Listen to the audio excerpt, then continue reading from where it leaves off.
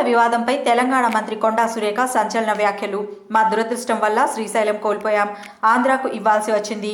తిరుమలలో తెలంగాణ భక్తుల పట్ల నిర్లక్ష్యం చూపిస్తున్నారు.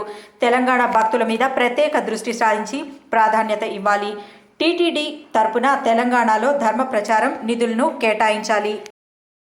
తెలంగాణ నుంచి వచ్చేటువంటి భక్తులు కొంత గత గవర్నమెంట్ నుంచి నిర్లక్ష్యానికి గురి కాబడతా ఉన్నారు. ఆ విషయంలో మేము ఇప్పుడు ప్రస్తుత గవర్నమెంట్ తో మంతనాలు జరుపుతా ఉన్నాము.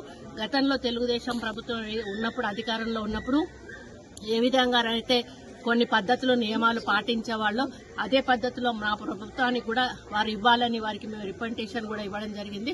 ముఖ్యమంత్రి గారు కూడా ఈ రాష్ట్ర ముఖ్యమంత్రి గారితో కూడా మాట్లాడడం జరిగింది.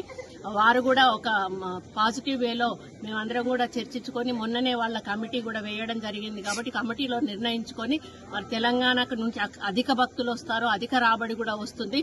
మరి గతంలో మాకు అక్కడి నుంచి కళ్యాణ మండపాలు కానీ గుళ్ళ డెవలప్మెంట్ల కోసం కానీ కాలనీ గుళ్ళ కోసం కానీ మాకు చాలా నిధులు వచ్చేవి. మరి అదే విధంగా మళ్ళీ అక్కడి నుంచి మాకు నిధులు రావాలని కూడా వారిని కోరుతూ, ఎందుకంటే తెలంగాణలో చాలా గుళ్ళు ఎక్కువగా ఉన్నాయి, మరి ప్రాచీనమైనటువంటి గుళ్ళు కూడా చాలా ఎక్కువగా ఉన్నాయి.